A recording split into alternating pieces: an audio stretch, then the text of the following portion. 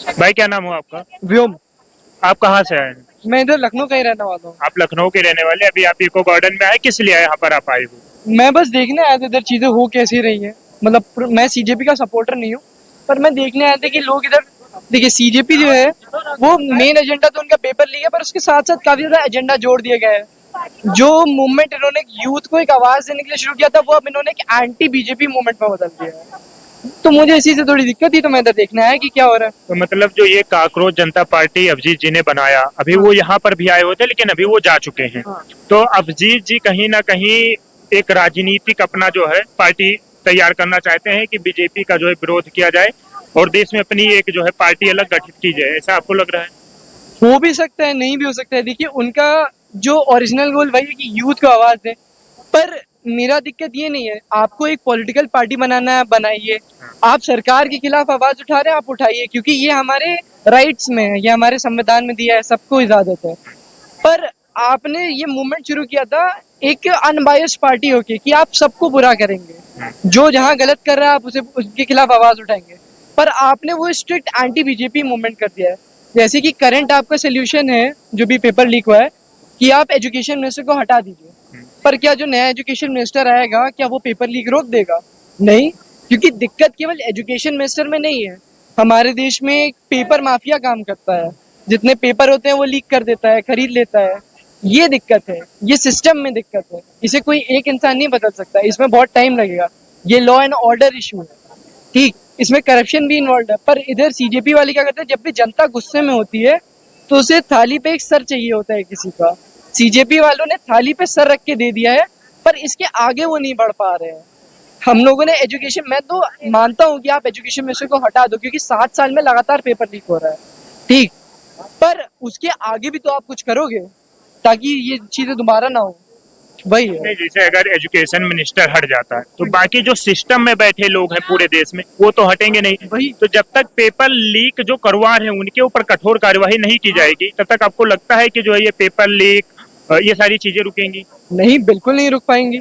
जब तक ये जो लीक करने वाले हैं उन्हें आप नहीं पकड़ पाओगे, उन्हें आप पहचान नहीं पाओगे कौन कर रहा है, तब तक ये नहीं रुक पाएगा। तो कहीं ना कहीं जो युवाओं का मांग है कि आप सिर्फ अ, शिक्षा मंत्री को न हटाकर आप जो पूरे सिस्टम में बैठे हुए लोग हैं जो ये काम कर रहे हैं उनके ऊपर बड़ी कार्यवाही करनी हाँ, चाहिए। वही। अच्छा, अभी यहाँ पे जैसे कि लेखपाल, यूपी पुलिस, यूपी एसएससी जैसे एग्जाम का जो कह रहे हैं कि क्या नाम है री एग्जाम करवाया जाए, तो इन पर आप क्या कहना चाहोगे कि री एग्जाम क्यों यहाँ पर मांग उठाई कि री एग्जाम क्यों होना चाहिए? देखिए ऐसे हुआ क्या था, 2024 की बात मैं बता रहा हूँ। हाँ। लगभग 72 लोगों के नीट में फुल मार्क्स आ गए। हाँ। हो ही नहीं सकता, कभी नहीं हुआ ऐसा। नीट का पेपर बहुत मुश्किल होता है, पर मतलब मैं तो ह्यूमैनिटीज का स्टूडेंट हूँ, पर मैं खुद जानता हूँ, ठीक। उस टाइम पे भी री एग्जाम करवाना चाहिए था, क्योंकि अनफेयर एडवांटेज मिल जाता है काफी लोगों को। आप ये नहीं पता लगा सकते हो कि कितने लोगों को पेपर मिला था, ठीक। तो एक अनफेयर एडवांटेज मिल जाता है कि अगर मेरे पास पेपर होगा तो मेरे ज्यादा मार्क्स आ जाएंगे, जितने आने चाहिए थे उससे तो काफी ज्यादा ही आ जाएंगे, क्योंकि मैं पहले वाले में। तो बाकी बच्चे जो एग्जाम में बैठे हैं उनके लिए अनफेयर है, जिनको पेपर नहीं मिला होगा। तो इसलिए री एग्जाम जरूरी होता है। अच्छा, अभी आपने यहाँ पर देखा होगा कि जैसे ही अभिजीत जी आए, हाँ। जो यहाँ पे शिक्षक थे, जैसे कि एग्जामपुर के हमारे विवेक सर थे और ऐसे कई सारे यहाँ पे जो टीचर्स बड़े बड़े थे, उन्होंने जहाँ पे अभिजीत से वहां से अपने छात्रों को हटा लिया, वो अलग जगह पे बैठ के धरना प्रदर्शन करने के लिए। तो इसके पीछे क्या कारण हो सकता है? देखिए मेरे हिसाब से तो ऐसा करना ही नहीं चाहिए था। ये क्या है, ये जेनजी है, यूथ मूवमेंट है। हाँ। और आप देखेंगे इधर आपको यूथ नहीं दिख रहा है। हाँ। बहुत कम आपको बच्चे देंगे। एक तो जो प्रोटेस्टर्स आए उससे ज्यादा पुलिस वाले हैं, उससे ज्यादा मीडिया कर्मी हैं। तो ये जो यूथ मूवमेंट है वो महसूस ही नहीं हो रहा है। जब अभिजीत आए भी थे इधर, तो उनसे मिलने भी यूथ मतलब बच्चे नहीं गए, कोई कोट ऑन कोट जेंजी वाला भी नहीं गया। उधर भीड़ इकट्ठा हो गई ना, उन्होंने क्राउड से इतना कुछ इंटरेक्ट किया। इधर बैठ के धरना कर रहे थे कुछ लोग, उनसे भी मिलने नहीं गए थे। तो वो मुझे पब्लिसिटी स्टंट लगता है केवल। वो केवल अपने जो है अपना फेम लेने के लिए यहाँ पे हाँ, आए थे और चले भी गए। और चले भी गए। कितनी देर के लिए, 10-15 मिनट के लिए आए होंगे मुश्किल से। तो आपको क्या लगता है कि जो ये यहाँ पे ये धरना प्रदर्शन जो ये भी किया जा रहा है, इसमें जो जेनजी है, जो हमारी युवा है, उनकी आवाज यहाँ से सुनी जाएगी या फिर ये विफल होता आपको दिखाई दे रहा है? देखिए आवाज तो सुनी जाएगी। आप लोग हैं, मीडिया वाले सारे प्रेजेंट हैं, उनकी वजह से आवाज तो सुनी जाएगी। और प्रोटेस्ट इंपॉर्टेंट पार्ट है किसी भी एक गणतंत्र का, डेमोक्रेसी का एक बहुत इंटरनल पार्ट है ये। तो आवाज सुनी जाएगी, गवर्नमेंट पे प्रेशर बनेगा।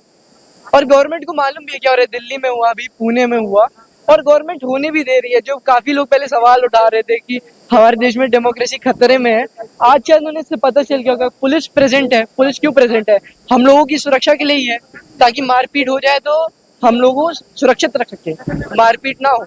जो अराजक हाँ। तत्व के लोग हैं वो यहाँ पे कहीं ना कहीं आके माहौल को ना खराब करें। वही, और मैंने पुलिस वालों से भी बात करी, जब मैं आया मैं सबसे पहले पुलिस वालों से बात की। तो उन्होंने क्या कहा? उनका यही था कि हम पुलिस वाले, हमारा काम है इधर लॉ एंड ऑर्डर मेंटेन करना।